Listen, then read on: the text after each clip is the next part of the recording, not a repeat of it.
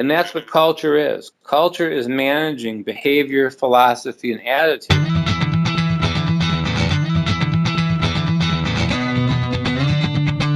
And now, it's time once again for the show that gives glorious voice to 25 million business owners across the fruited plain. Radio Free Enterprise with Frank Fielkow.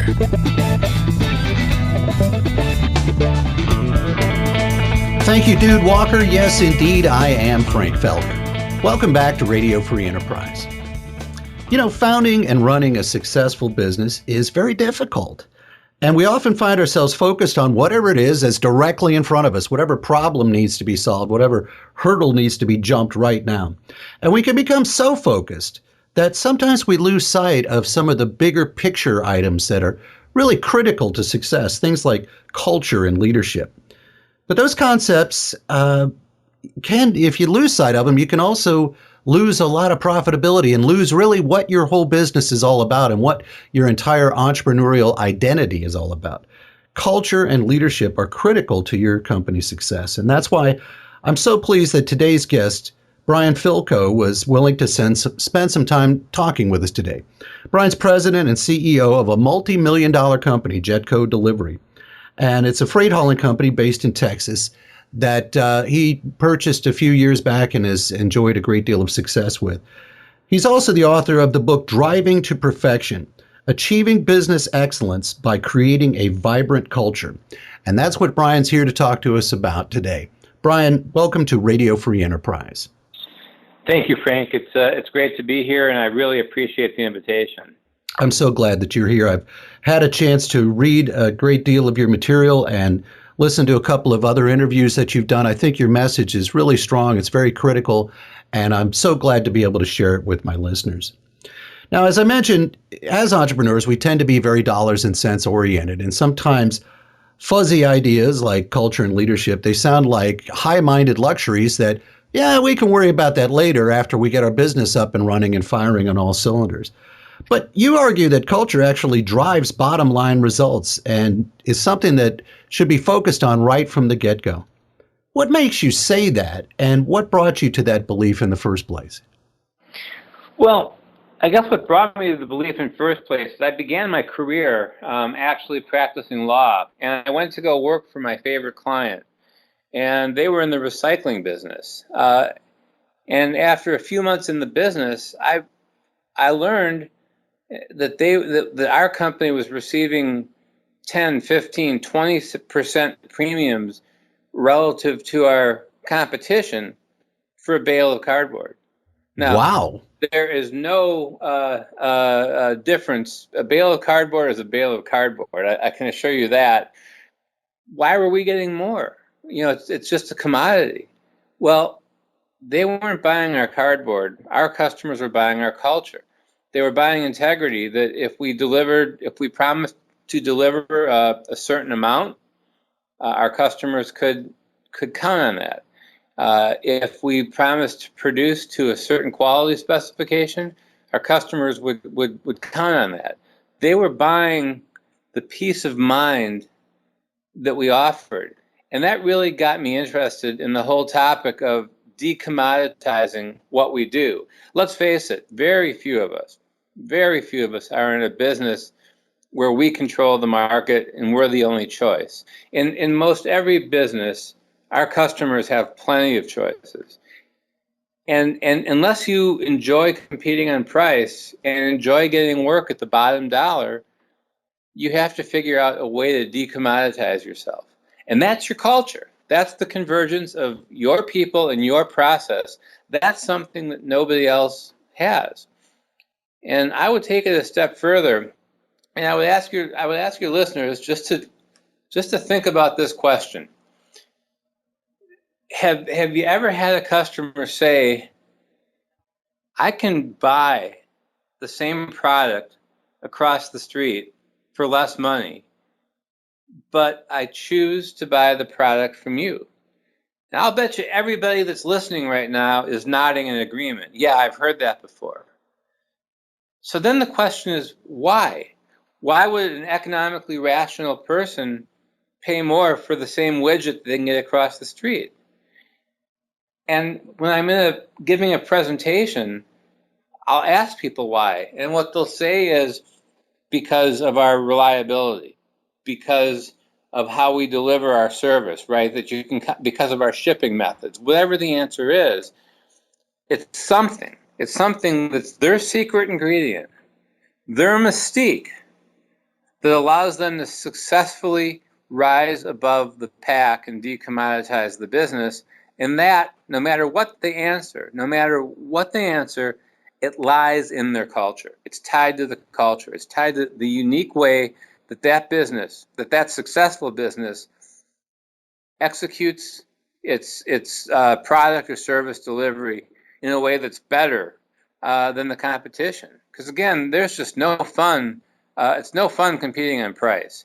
And your culture is the difference. Your culture is your difference that lets you compete on a different level. That is just powerful, powerful statement. I heard you say economically rational person. I take it you must have had to study economics as part of your pre-law and your law degree. My degree is in economics, and when you talk about commodities and competing on a tenth of a penny per unit, you're absolutely correct. There's the whole definition of a commodity is there's no differentiation between one and the next. And I'd never thought of the company's culture and how that impacts the customer's buying experience being a competitive differentiator. But you've made the point very clearly. I think that's great. And one of the things we're going to have to do through this conversation, Brian, is we're going to have to quickly move from one thing to the next, because I know that you and I could talk forever about this. So I think a great segue right out of that is, can you give me, you gave a great example there of buying bales of cardboard. I take it it's recycled bales of cardboard, or is that a cardboard manufacturer?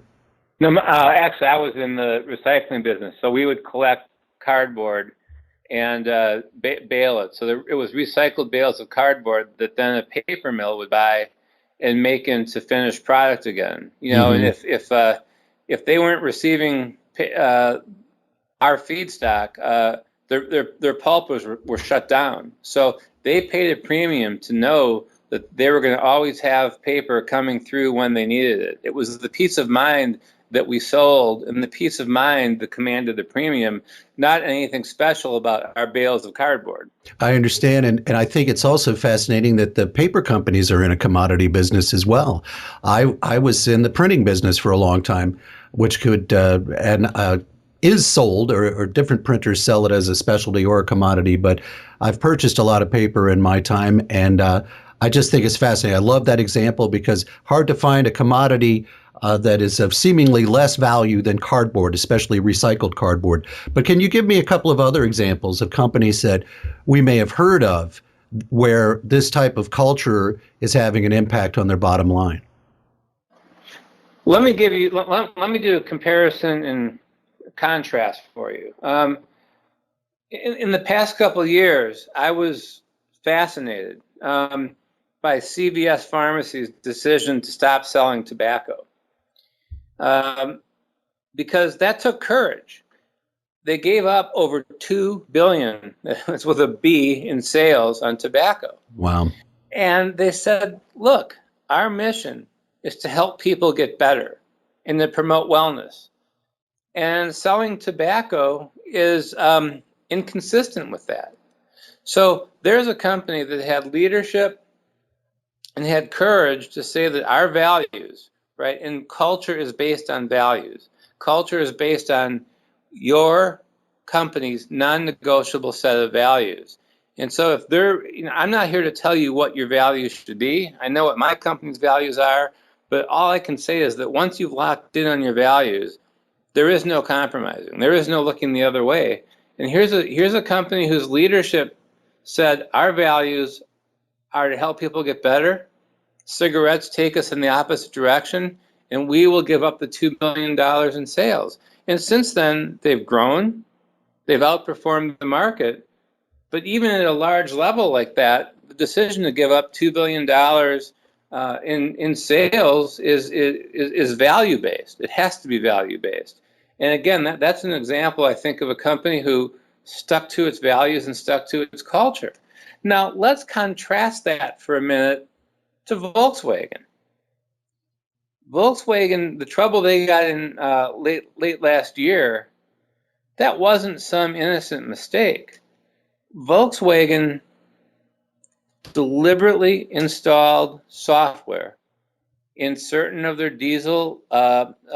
diesel-powered cars to deceive regulators about its emissions, because the emissions, without the cheating software, the emissions were not up to standard.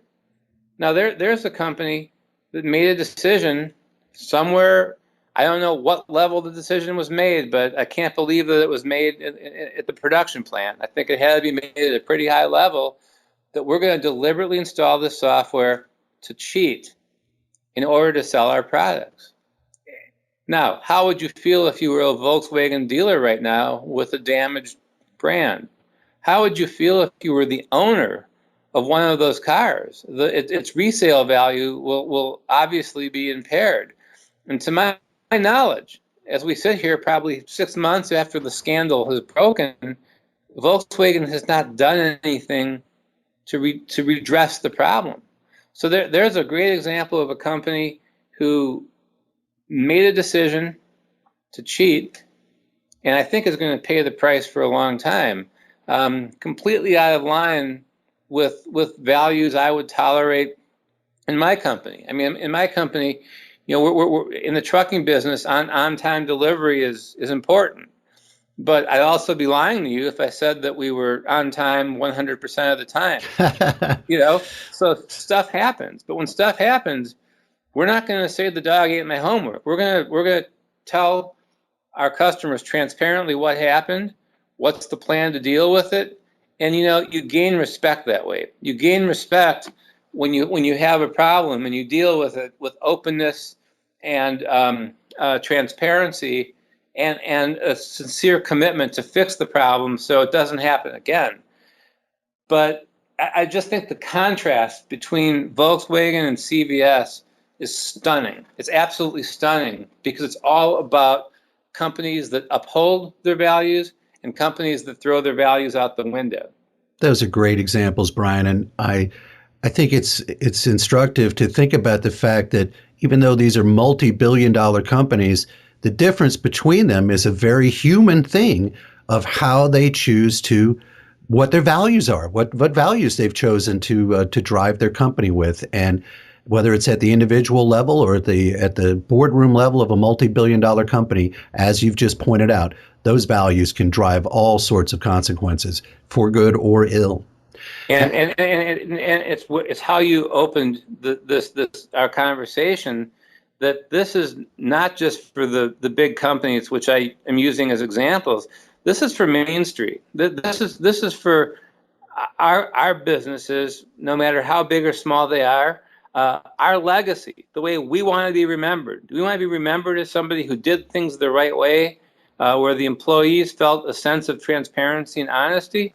Do we want to be the guy that was out for the quick buck and the heck with everything else? So this is very much a mainstream value proposition, and the people that think this is fuzzy, feel-good campfire stuff they are horribly mistaken. I mean, they're giving up their secret competitive, their best competitive weapon by ignoring it. This is great stuff. Now, we were just saying that Volkswagen and CVS showed how your values can drive results one way or the other.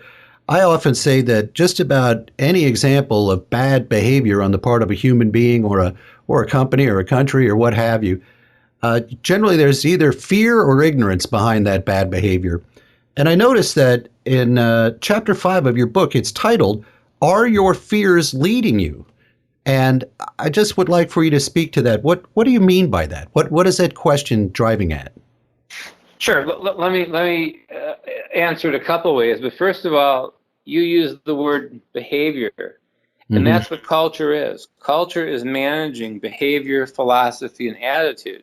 And I'll have new managers come in and say, managing behavior. Wait a minute. You hired a manager, not a kindergarten teacher, they've got it wrong. Our job as leaders is to manage behavior and define what behaviors in our companies are acceptable and what aren't.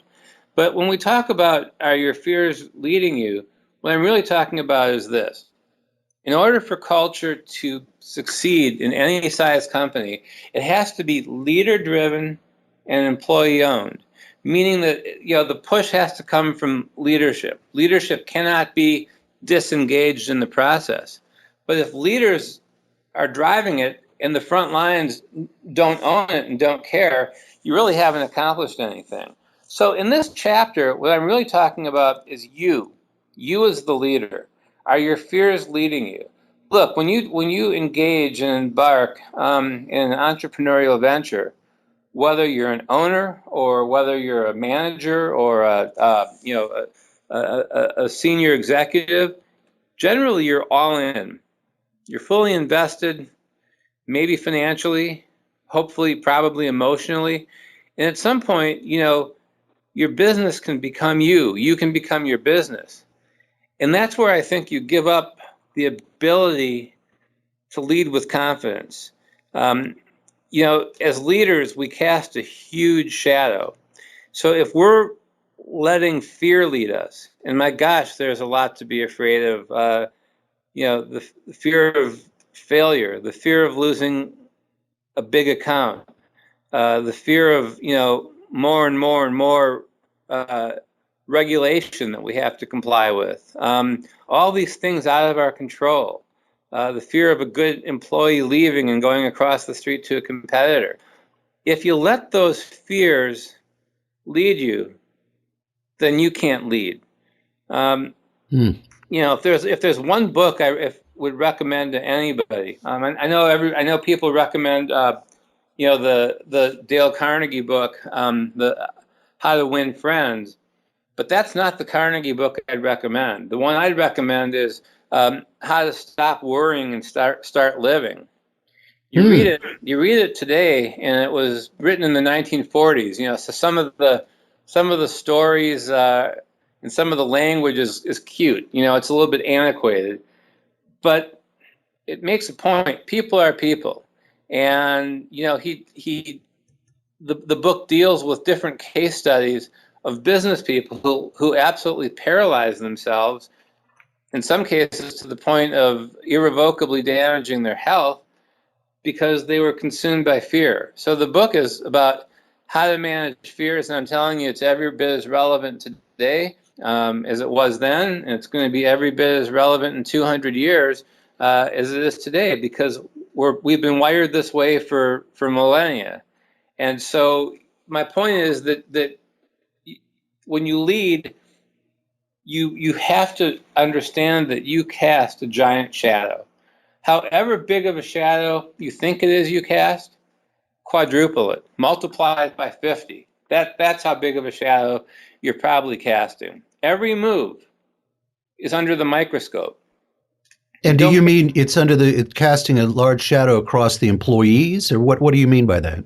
I mean across the employees, that your every move is watched. And if they kind of see you down and paralyzed by all the fears, many of which, by the way, are really legitimate. They're very legitimate fears. You've got to learn how to manage that before you can lead, because otherwise people will take false signals. I love to tell a story. I was out walking my warehouse at one point.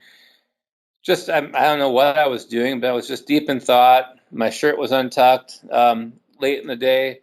And the next day, one of my drivers came and said, "Hey, man, are you okay? And is the company okay? Are we in trouble?" Wow. And I'm like, "What in the heck are you talking about?" And he goes, "Well, I saw you walking in the warehouse yesterday, and your head was down, and you didn't even look up to say hi to me." And I was like, "Oh man, I was deep in thought. I wasn't paying attention. No, everything is fine." But it really, I never forgot that lesson, because it just how such an insignificant thing, at least what I thought was insignificant, could be perceived by somebody else as, oh my gosh, he's upset, or the company's in trouble or something. And so I've never ever forgotten that how I show up is is critical. And I think that's true for all leaders. And it's not a matter of ignoring your fears. That's naive. It's a matter of learning how to manage your fears so that you can lead aggressively, so that you can lead proactively, and not let those normal, natural human fears paralyze you. That's great stuff, Brian. You were just talking about the leaders and the followers, or the owners and the employees and their roles in the culture. I recently gave a presentation to a tech startup where I tried to emphasize to the employees that the creation and development of a successful corporate culture in this new startup that they were in would greatly be dependent upon them. And I'm not going to say anything one way or the other, but that's what I said to them about a month ago, and now I'm listening to you. What is your reaction to me making that statement to them? Yeah, I mean, nobody else can do it but the people in that room. Well, I meant specifically, this was the employees. I was saying to them as opposed to the owners or the startup founders who were also present in the room. But the point I was making was that I guess I was just trying to tell them a lot of this is on you guys. Absolutely. You got to distinguish between power and authority. Authority may be what's on my business card or in my job description. And authority gives me the ability to influence the actions of others. But you got to look at where the power really lies in any organization, and it lies with the people you were talking to, with the front lines, with the mid-level managers. They're the ones that have the power to pull this off and make the culture successful or not. There's no memo, there's no policy that you can write to make this happen. So you're absolutely right. In a healthy culture, it must be employee owned, and the employees have to have passion around it such that they hold each other accountable to live the values of the culture. And quite frankly, when it's really working, they're the ones that are going to weed out the misfits. You don't have to do it, because your employees are going to weed out the misfits for you. That's great. That's great stuff. And there was a phrase you used, leader directed and employee owned, or how did you put that? Yeah, leader driven and employee owned. Leader driven and employee owned. I think that's just a critical little short statement. So with that in mind, how does accountability factor into your vision of how successful corporate culture works? Well, you can't really build a culture without accountability.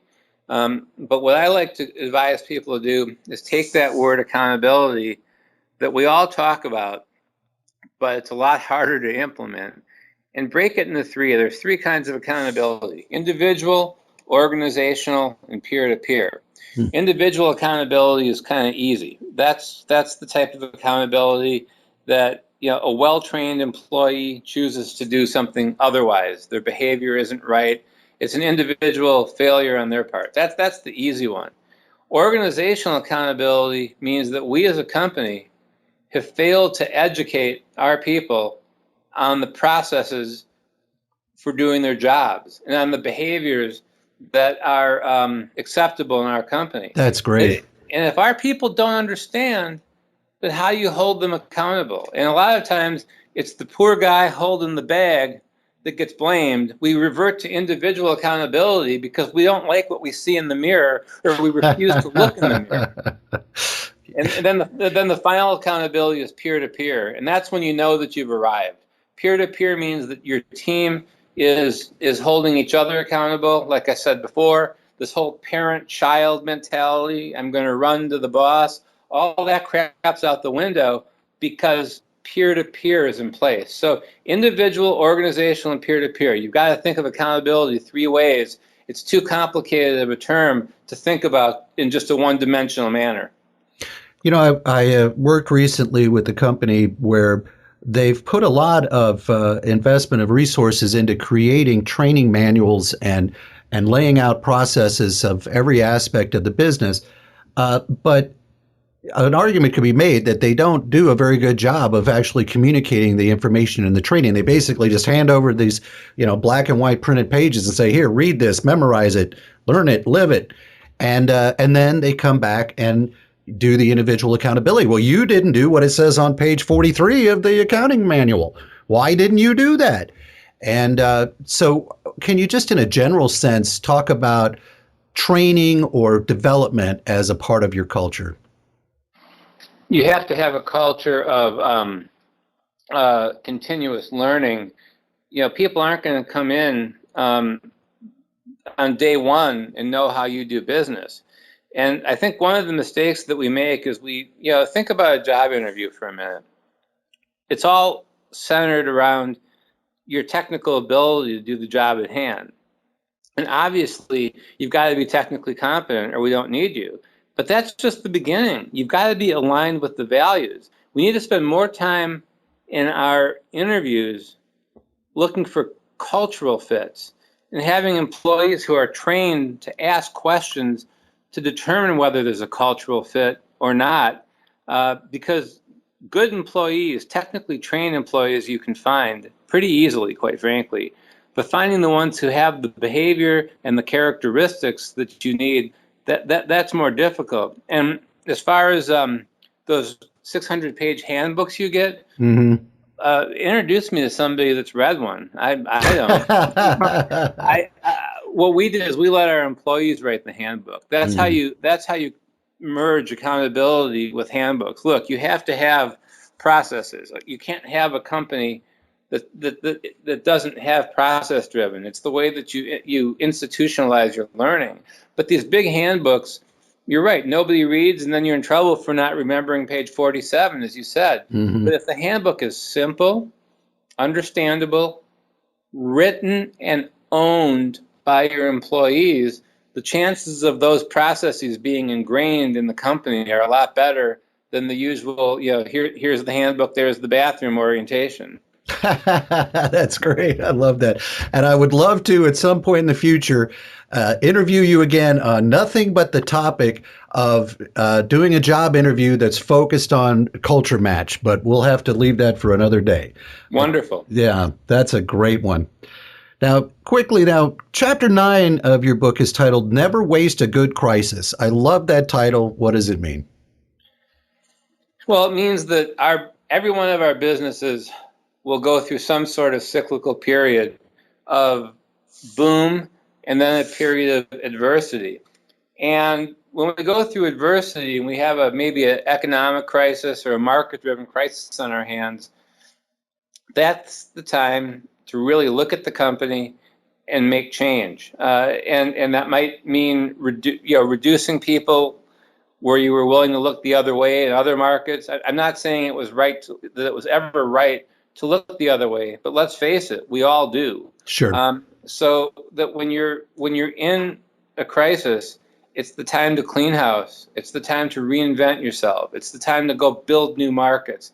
It's the time to do things that maybe you were too busy to do when everything was booming and you could barely keep up with demand. And what's kind of sad is that when we get into a crisis, and again, it's not a matter of if, it's a matter of when, instead of heading for the hills, you use it as a time to plant and pave the way for a better tomorrow by upgrading. For example, if you're in a period of high unemployment in your city or in your geography, well, strikes me as a good time to hire good talent, not when everybody's working.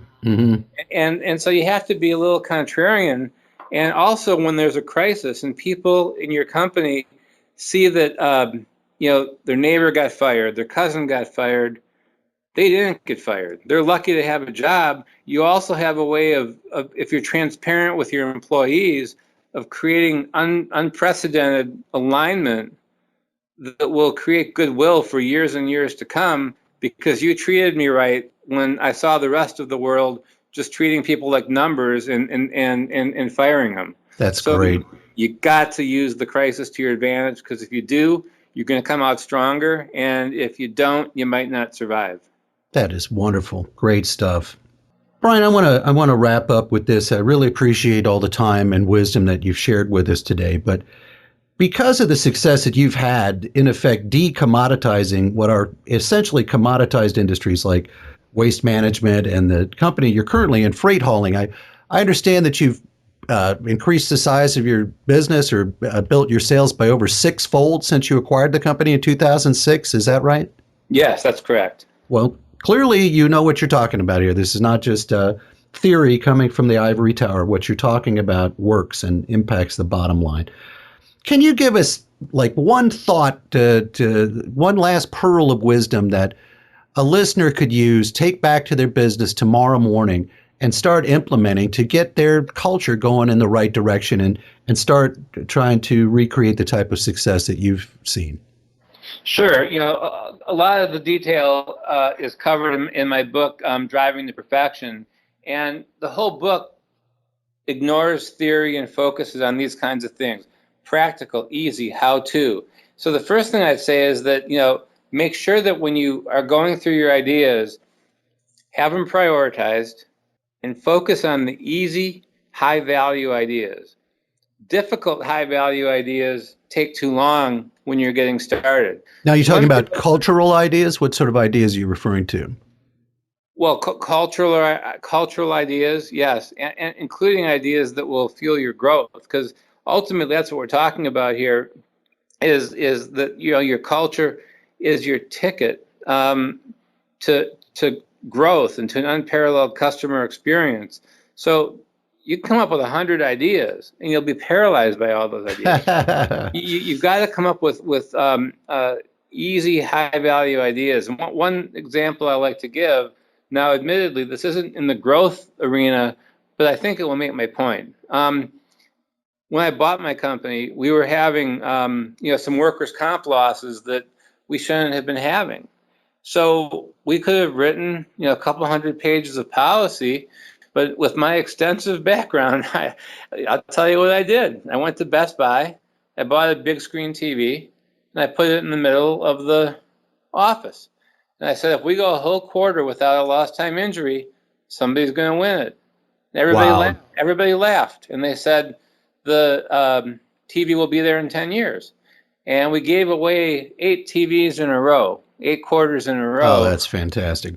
And the whole point is that it didn't take a lot of brain power. It was a simple, easy idea that got our team focused around a goal, as opposed to a million goals that you can't achieve. The other thing is that people, we live in the Twitter world, right? We have 140 characters now.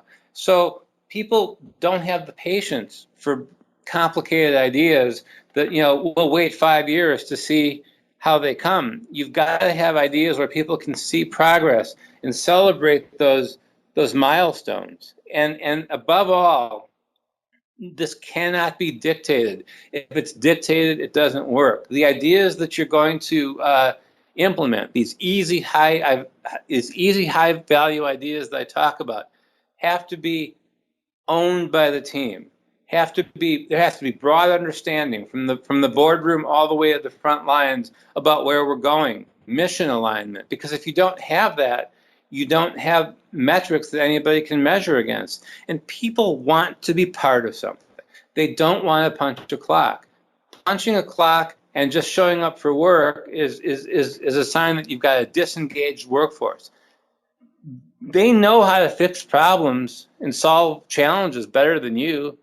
Your front lines know where the opportunities lie. They know where the efficiencies lie. They know where the problems lie. If you only involve them in your most critical mission, and in this case, let's say it's corporate growth, you'll unlock hidden talent that you don't even know you have. So it's a matter of involving the front lines, having a aligned team, keeping the ideas easy, measurable, high value, and then you can get into the more complicated, high dollar, complex ideas once you've won the team over to the fact, hey, this stuff really works. That is just great stuff. Thank you so much for that. And I will have a link to your book on the show notes page for this episode of Radio Free Enterprise.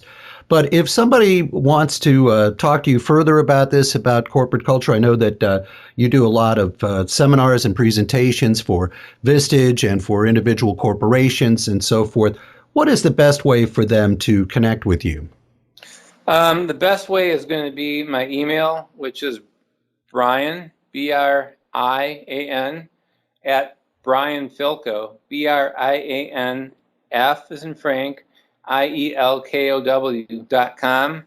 I've also got a website by that name, brianfilko.com. And I'm really active on LinkedIn too. And all they've got to do is connect with me on LinkedIn. So there's plenty of ways to get in touch. And I'm always glad to brainstorm, always glad to share ideas.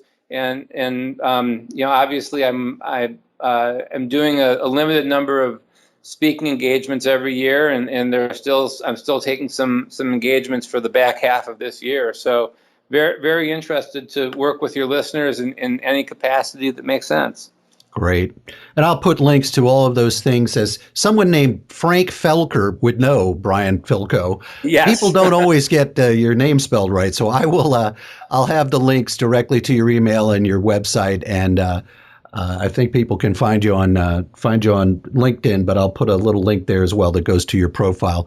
And that'll make it easy for people. So thank you so much, Brian. I really could not thank you enough for all of the wonderful ideas and experience that you brought to us today on Radio Free Enterprise. It's been a pleasure. Thank you. Thanks again to Brian Fielkow, and thank you for listening. We return you now to the leader of the free enterprise system, broadcasting from the capital of capitalism. Here is Frank Felker in Washington, D.C.